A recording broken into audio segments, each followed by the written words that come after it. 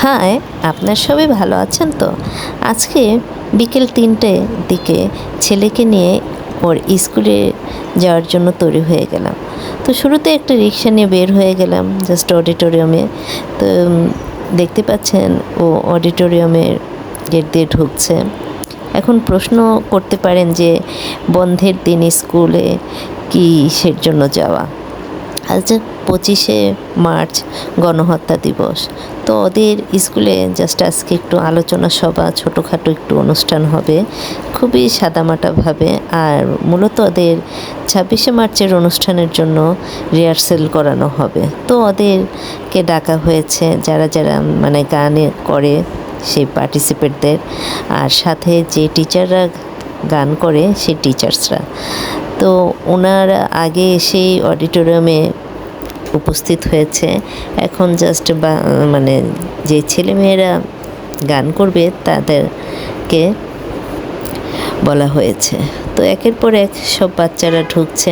আমরা একটু আগেই গিয়েছিলাম, তো যে দেখি যে তখন টিচাররা আছে, গানের টিচার, কিন্তু অন্যান্য টিচাররা ছিল না। কিন্তু সাথে সাথে অনেক ছেলে মেয়ে যারা পার্টিসিপেট করবে তারা ঢুকছে।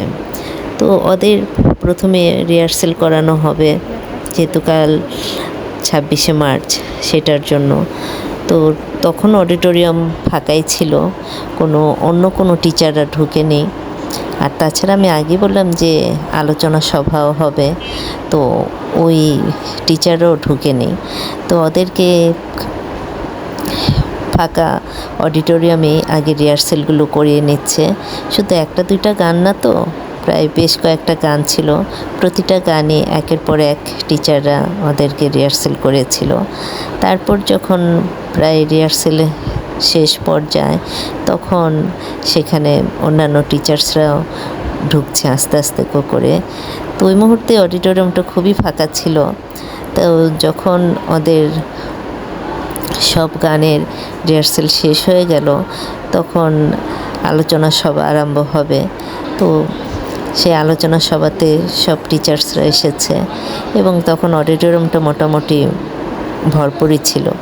তো সেই প্রোগ্রামটা শেষ হওয়ার পর আমরা আবার বাসার উদ্দেশ্যে রওনা দেব।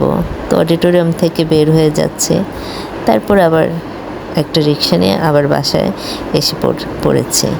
তো এই ছিল আপনাদের সাথে আজকে একটু আমার শেয়ার করা 25শে মার্চ গণহত্যা দিবস এর প্রোগ্রামটা। তো ওকে, সবাই ভালো থাকবেন, সুস্থ থাকবেন।